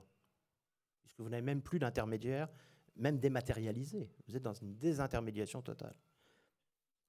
Et le troisième phénomène, c'est la combinatoire de cela avec ce que dit un prix Nobel d'économie, Edmund Phelps. Nous sommes en train de passer d'une économie centrée sur l'efficacité productive à une économie basée sur l'intensité créative. Or, l'efficacité productive, elle est partout dans nos écoles, dans nos universités, même si on ne s'en rend pas toujours compte. Comment être l'université de l'intensité créative ? Ça, c'est une question qui nous obsède depuis 4-5 ans à la Cato de Lille. On a décidé d'y investir 50 millions d'euros qu'on n'a pas, je vous rassure, mais vous savez bien que nous, les catholiques, on investit tout ce qu'on perd déjà. Et on a les cierges à Saint-Rita pour les causes perdues. Comment devenir le campus de l'économie créative ? Le passage de l'intensité productive, de l'efficacité productive à l'intensité créative. Ça, c'est une question, je trouve, assez clé, notamment pour la question de l'école, parce que l'intensité créative aussi, ce n'est pas forcément aussi qu'une bonne nouvelle. Qui va pouvoir développer son autonomie, développer sa capacité de devenir citoyen, de devenir simplement autonome dans une économie de l'intensité créative. Et on voit aujourd'hui une espèce de fracture qui commence à naître. Alors il y a plein de fractures, hein. Ça fait longtemps qu'on parle des fractures, mais en tous les cas, il y a des fractures qui naissent autour de ceux qui sont capables de se mouvoir dans cette économie de l'intensité créative. Juste un mot là-dessus, pourquoi ? Simplement parce que pendant 3 millions d'années, la valeur ajoutée humaine dominante, c'était la force et l'habileté. Des chasseurs-cueilleurs aux premières sociétés sédentaires. Ensuite, ça a été l'ingéniosité et l'intelligence. Je parle de valeur ajoutée dominante. Et on voit bien dans les programmes d'éducation le poids qu'ont pris très rapidement les qualités. Alors je sais que les neurosciences le contestent, mais en gros, qui relève plutôt de l'hémisphère gauche, c'est-à-dire la capacité mathématique, physique, rationalité, et puis un petit peu quand même de philosophie, de langue, de culture, pour ne pas avoir l'air trop bête dans les conversations. Aujourd'hui, ceci est en train de s'inverser. Pourquoi ?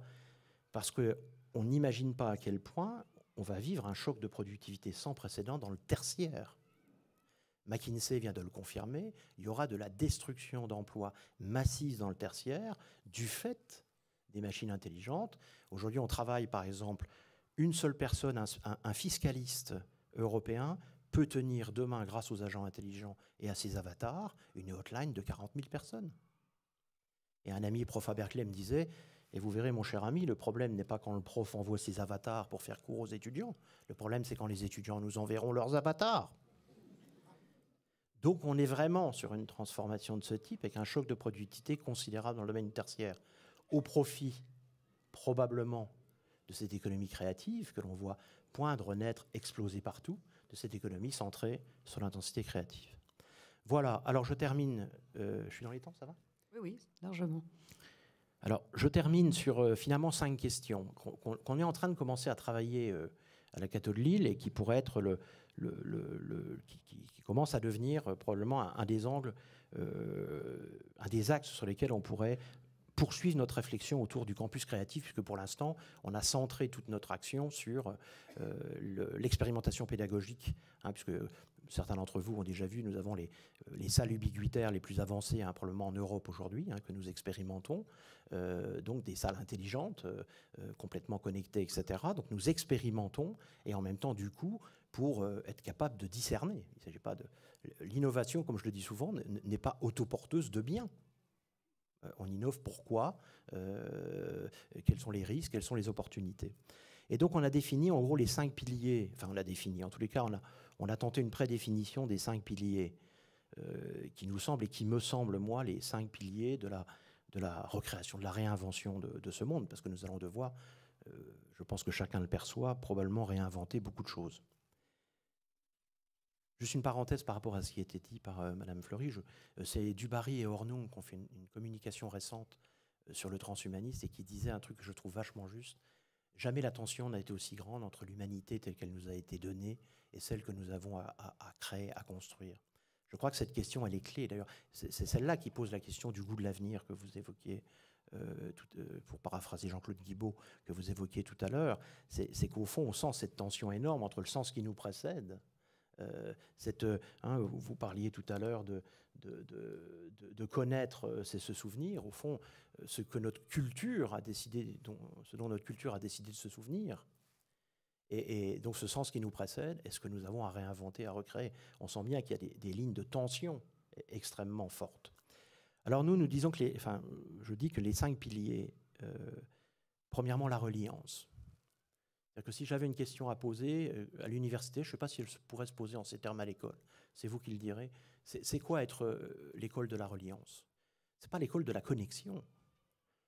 La reliance, je crois que c'est Marcel Boldebal de l'ULB de Bruxelles qui était un sociologue des médias. La reliance, c'est la connexion qui fait sens. C'est-à-dire, c'est la connexion qui fait sens, c'est la connexion qui s'inscrit dans un système auquel j'appartiens. C'est la connexion finalisée. C'est quoi l'école de la reliance? Et cette reliance, elle n'est pas seulement spatiale. C'était le pape François qui disait au Parlement européen, le temps est plus important que l'espace. C'est la reliance spatiale et la reliance temporelle. Comment être une école de la reliance? Deuxièmement, la résilience. Ce qui me frappe dans le transhumanisme et dans ce qu'on peut lire, lisez la déclaration du gouvernement fédéral américain lorsqu'il a lancé son plan NBIC en 2002, ou ce que Jean-Pierre Dupuy a pu en écrire, on voit bien qu'on est dans le fantasme de la toute-puissance. Grâce à la post-humanité, l'humanité va enfin accéder à un stade supérieur qui va lui permettre d'éradiquer la violence, les tensions, les guerres, la maladie, etc., etc. Nous qui connaissons un peu l'histoire, on sait ce qui s'est passé à chaque fois que dans le passé, on nous a promis qu'on allait éradiquer nos fragilités. La question donc de la résilience, moi j'aime beaucoup ce terme résilience parce qu'il implique d'une part le fait qu'on est quand même, qu'on se rend capable de développer une vie bonne malgré nos fragilités, nos handicaps. Et donc ça veut dire quelque part on n'est pas dans la toute-puissance, dans l'éradication toute-puissante de nos fragilités, de nos handicaps, des problèmes que ça pose. Or, notre société de demain, elle continuera à générer des externalités négatives et il y aura de plus en plus de communautés de résilience et notamment de résilience économique. J'en parlais tout à l'heure. Troisièmement, l'école de l'altérité. Qui peut penser aujourd'hui que l'évolution de nos sociétés, de ce monde qui s'interconnecte, de cette résilience globale, pourrait nous faire passer à côté de la question de l'altérité, c'est-à-dire de la reconnaissance de l'autre dans sa différence religieuse, culturelle, etc. Comment devient-on l'école de l'altérité? 4e point, l'émergence co-créative. L'économie de la créativité, on va avoir besoin de réinventer un certain nombre de choses.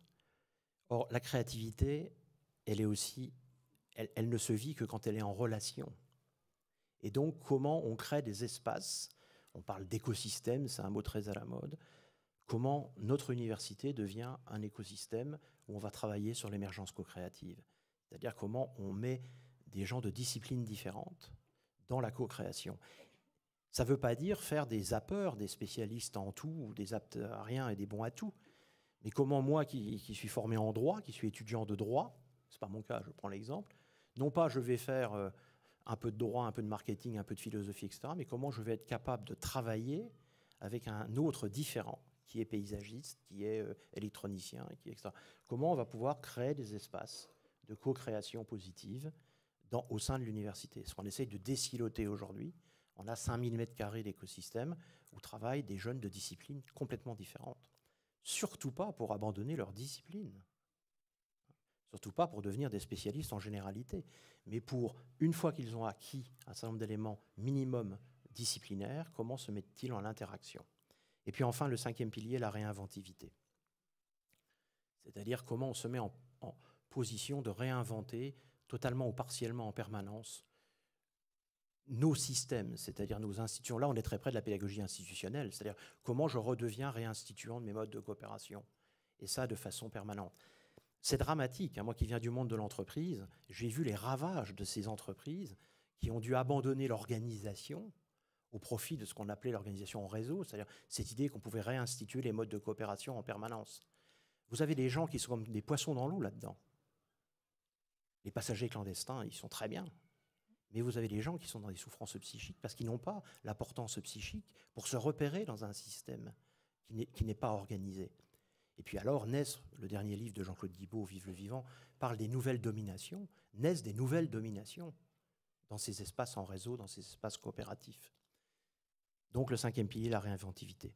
Et je terminerai juste peut-être là, ma conclusion, monsieur, en essayant d'apporter, non pas une réponse, mais une proposition concrète. C'est compliqué, je ne vais pas donner de leçons là-dessus, parce qu'on a bien du mal à le mettre en place à l'université, mais j'espère pouvoir y arriver avant de prendre ma retraite prochainement.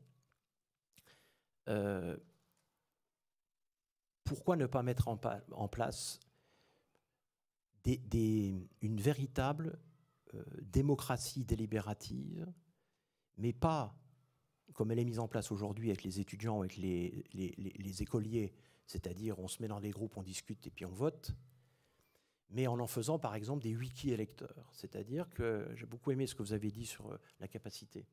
C'est-à-dire comment on apprend la démocratie. Aujourd'hui, c'est compliqué d'être citoyen.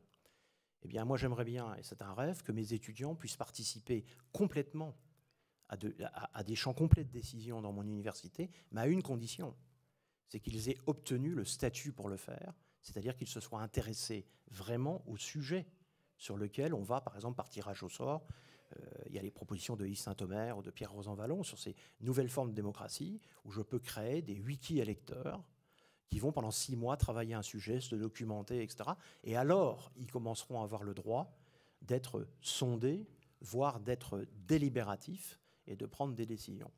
Moi, je pense que ça, c'est une façon d'inventer, non pas une démocratie à court terme, une démocratie du mensonge, mais de penser qu'on a besoin d'être en capacité de connaître un sujet pour pouvoir commencer à être sondé et dire, voilà, sur les 40 étudiants que nous sommes, il y en a 27 qui pensent que c'est cette décision-là qui est la bonne parce qu'on y a travaillé et parce qu'on a délibéré. Évidemment, ça implique que l'enseignant soit le garant d'une délibération qui garantisse transparence, confiance, certaine objectivité de l'information, lutte contre les passagers clandestins, etc. etc. C'est bon ? C'est parfait. Merci.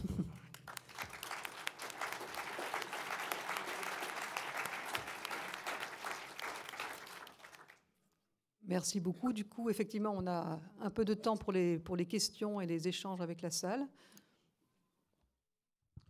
Oui, Baudouin Roger, je suis prêtre du diocèse de Paris. Je m'occupe au Collège des Bernardins du département de recherche en économie. Je tiens d'abord à vous remercier pour vos deux apports extrêmement riches et solides.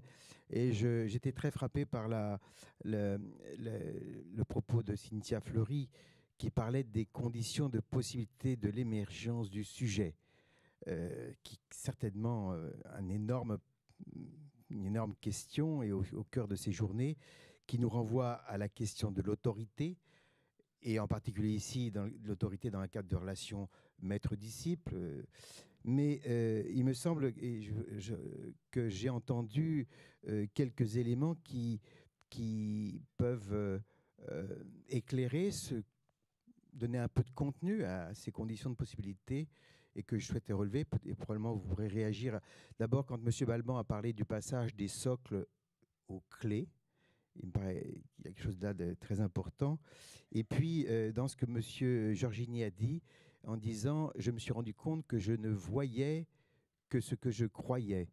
Et il nous suggère par là que dans l'acte de transmission d'un savoir, on peut conduire le disciple à faire cette expérience, se rendre compte qu'il ne voit que ce qu'il croit, et par là, à mettre en question ce qu'il croit, c'est-à-dire à devenir sujet. Cynthia Fleury ou Pierre Giorgini, ou les deux? Oui, sur alors, le passage du socle aux clés, il est certain que on perçoit très bien ce qu'ont voulu tenter tous ceux qui ont réfléchi sur cette idée d'un socle commun. En fait, ils étaient intéressés par le commun. Bon, si j'ose dire. Après, ils ne savaient pas qu'est-ce qu'il fallait mettre devant. Une pyramide, une base, un rond. Enfin, ils auraient dit n'importe quoi. Le problème, c'est le commun. Bon. Donc, j'ai entendu, moi, le socle commun comme un commun. Et bien évidemment, si on dit un commun, il est plastique. Et à chaque fois, il se joue avec ce qui arrive dans la classe et en même temps avec ce qui dépasse la classe, parce que, bien sûr, donc la question des clés, pourquoi pas? Voilà. Je pense qu'il faut tenter toutes les métaphores possibles, si vous voulez, pour... voilà, il faut faire cette exégèse du commun. Donc, de fait... Après, ça peut passer par des clés, ça peut passer par toutes sortes de choses. Demain, ça passera par cette idée du smart grid, du maillet, du rhizome. C'est deleuzien. Hein. Bon, moi, je me rappelle les arts de la mémoire dans la Renaissance. Donc, vous voyez, chacun, c'est bon. Qu'est-ce qui est commun, qu'est-ce qui fait commun, et les humanités scientifiques. Me paraissent, c'est une expression latourienne, mais c'est quand même la vieille question rabelaisienne sur science et conscience qui est la nôtre, quoi, point barre. Donc, ça me paraît absolument déterminant dans les humanités scientifiques de reposer les humanités scientifiques au cœur du projet démocratique. Bon, voilà. Après, je vais laisser la question de je ne vois que ce que je crois, et sur la question... il est évident sur les questions de la visibilité, c'est un univers entier qui s'ouvre, dans la mesure où précisément aujourd'hui une partie de la connaissance passe par cette matérialisation de ce qui est visible, et ce visible lui-même faisant disparaître quantité d'autres choses. Donc c'est un jeu permanent sur ce qui est visible et invisible. Bon, et d'une certaine manière, pas simple pour celui... Mais je crois quand même que les élèves sont de plus en plus... Ils sont à la fois... les élèves et ce qu'il en reste, c'est-à-dire nous, après, à la fois fascinés, en tout cas, par cette visibilité, cette hypervisibilité, et quand même de moins en moins naïfs par rapport au fait que cette visibilité, en fait, est une mise en scène majeure. Oui, ce qui d'ailleurs pousse à l'extrême commence, si j'enchaîne ce que je disais, commence à poser un certain nombre, y compris de problèmes, puisque ça va jusqu'à aujourd'hui réinterpeller complètement, par exemple, le statut de l'expert, de façon d'ailleurs plus ou moins légitime. Hein. Mes médecins, je prends souvent cet exemple-là quand je parle de l'inversion de la présomption d'incompétence dont parle Michel Serres, les médecins de la Cato disent souvent, il y a 20 ans, les malades venaient avec des symptômes, ils repartaient avec une maladie. Maintenant, ils arrivent avec des maladies. C'est-à-dire qu'ils sont allés sur Internet et voilà. Et quand le médecin leur dit, mais je vous assure, vous n'avez rien, c'est mais attendez, je suis allé sur Internet, pourquoi vous ne me préconisez pas tel type d'examen? Et deuxièmement, tiens, vous me donnez ça, docteur, mais il y a du phénylbenzoïde trichloré dans ce médicament, il y a une vache qui en serait morte en Biélorussie en ayant mangé 30 kilos. Bon. Et donc on voit bien que la question n'est pas de savoir si mon expertise est légitime ou pas, mais il y a une réinterpellation permanente du statut de l'expert. Et je pense que vous le voyez dans vos cours, nous on le voit dans nos cours. Moi je suis stupéfait, puisqu'il y a très longtemps que je n'avais pas enseigné, de voir qu'aujourd'hui, j'ai à peine commencé, je suis déjà contesté. Ce qui est une bonne nouvelle, parce que j'ai passé un peu de temps aussi sur le divan pour accepter de l'être. Mais ce qui pose la question du statut est contesté par des jeunes qui n'ont même pas commencé à avoir les éléments nécessaires qui leur permettraient d'avoir le statut. Mais ça, on peut l'observer. Et comment on en fait un levier? Parce que d'autre part, ça peut être un extraordinaire levier pédagogique. Et justement, à partir du moment, comme dit Marcel Lebrun, où on passe d'une pédagogie qui ne consiste plus à répondre aux questions, mais qui consiste à interroger leurs réponses. Et là, nous qui expérimentons beaucoup avec Jean-Charles Caillef, vous êtes allé sur son blog ou d'autres, sur ces pédagogies-là, il n'y a rien de nouveau, je pense que plein parmi vous font ça dans leur classe, mais ça produit quelque chose de très très intéressant. Et c'est là où je suis complètement d'accord avec ce que vous dites, c'est-à-dire, oui, bien sûr, prendre conscience qu'on ne croit que ce que l'on voit. Mais justement, pourquoi faire? Eh bien, pour essayer d'aller en permanence à la chasse, entre guillemets, de ces croyances, sans cesse, mais sauf que ce chemin-là, il n'est jamais total, c'est-à-dire, il n'est jamais terminé. Hein. Donc, d'être toujours conscient qu'il y a cet espace de l'insoluble, hein, et qui a toujours l'espace des croyances, d'ailleurs, entre parenthèses, qui est toujours là. Voilà. C'est ça qui me paraît très, très important par rapport à l'idée qu'il y aurait un absolu, au fond, scientifique, qui, s'il était vraiment absolu scientifique, alors ne serait même plus discutable. Et alors, pourquoi serions-nous en conscience, finalement, puisque tout serait absolu? Donc, voilà, c'est ça que je voulais dire sur la question de prendre conscience que l'on ne voit que ce que l'on croit, et alors qu'on croit souvent l'inverse.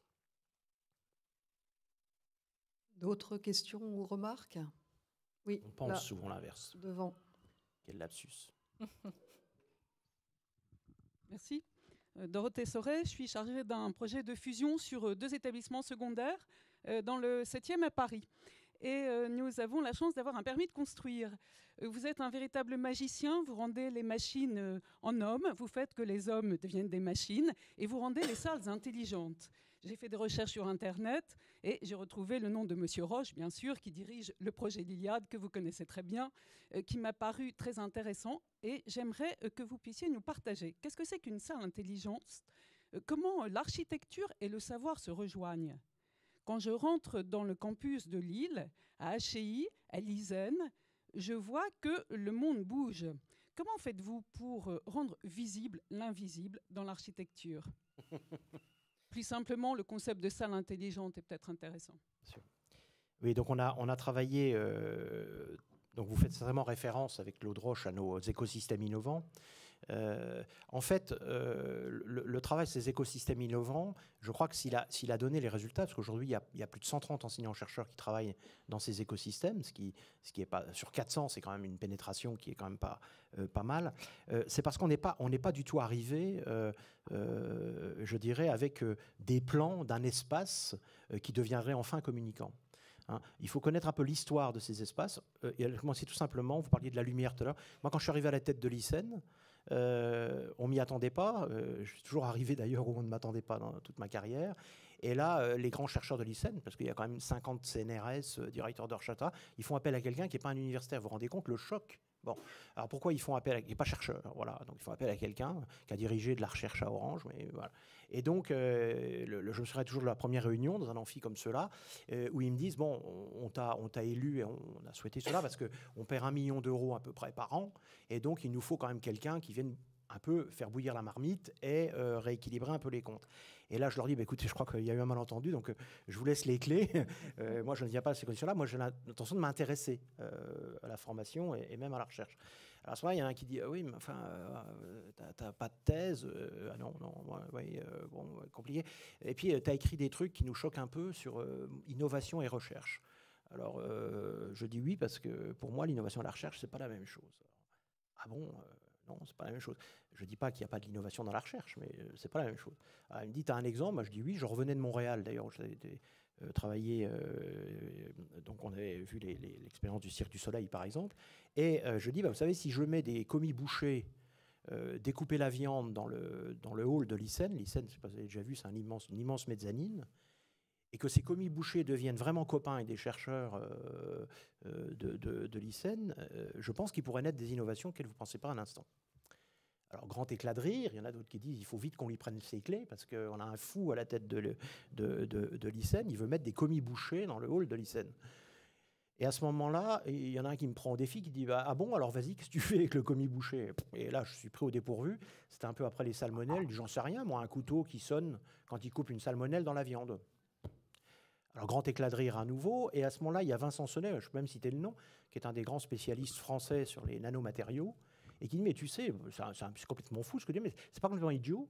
Parce que nous, on travaille sur des nanophiles, qui sont des nanosystèmes, qui peuvent venir, au bout desquels on met des récepteurs, et on pourrait imaginer que s'il y a un taux suffisant de bactéries ou de champignons, ils viennent se plugger, que le courant circule, et ça sonne. Bon, et on était parti.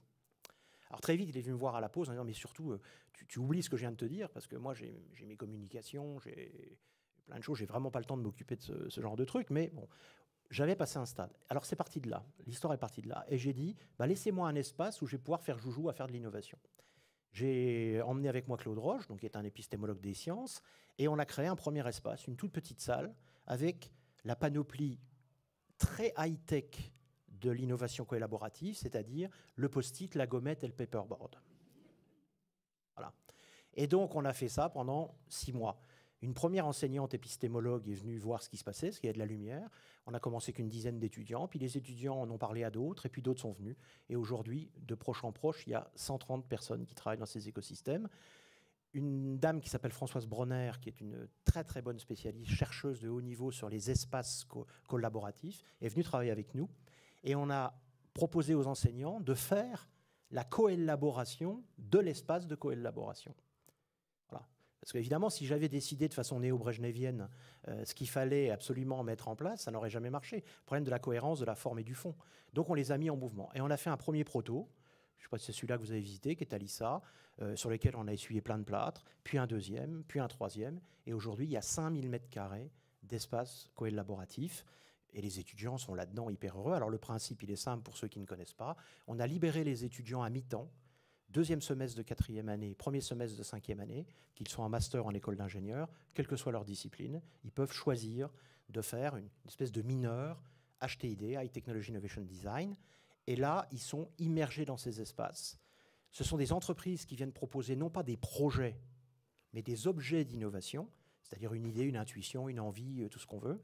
Et on crée des équipes pluridisciplinaires de 6-7 étudiants, animés par un consultant interne. Nous avons formé plus de 24 consultants internes capables d'animer des séances collaboratives, Word Café, Design Search, etc. Donc animent ces séances.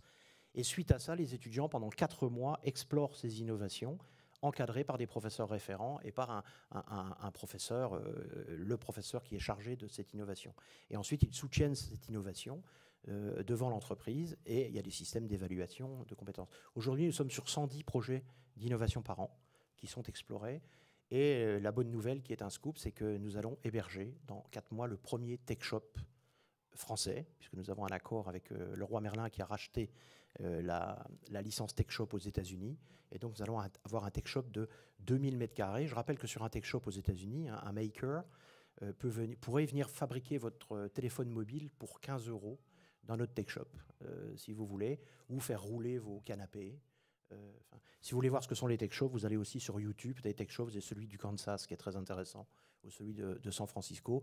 Il y en aura un, j'espère, au plein milieu du campus, si Madame Aubry continue à être bien orientée sur sa décision. Ce qui n'est pas garanti. Voilà. D'autres questions ou remarques ou précisions?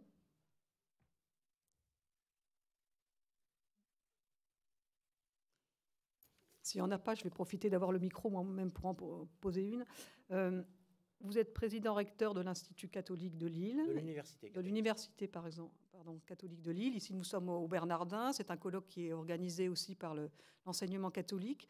Est-ce que pour penser tout ça, vous pensez que la tradition chrétienne, théologique, philosophique, anthropologique, nous aide assez à penser ça? Bon, vous faites partie des gens qui pensent ça. Est-ce qu'on y est assez? Est-ce qu'on a loupé un train ou pas? Enfin, qu'est-ce que vous pouvez dire là-dessus? Alors, si votre question, c'est est-ce que la théologie, l'anthropologie, etc., sont importantes et sont même fondamentales dans la façon de penser ça, la réponse est oui. Si vous me parlez des théologiens et des anthropologues, je jouerai mon joker. Sur la question chrétienne, évidemment, elle est au cœur de ça, mais je veux dire, c'est pas un scoop. Moi, je suis, ceux qui me connaissent savent, mouniériste, voilà, personnaliste communautaire. Donc nous, doctrine sociale de l'Église, on ne reste pas dans les tribunes pour critiquer ce qui se passe dans le terrain. Voilà, on est dans la piscine. Voilà. Donc, travailler sur la question des nouvelles ubiguïtés dans la pédagogie, travailler sur les nouvelles formes de domination, travailler sur le discernement nécessaire, Voilà, nous, on a envie de le faire en étant dans l'expérience. Parce que je pense que...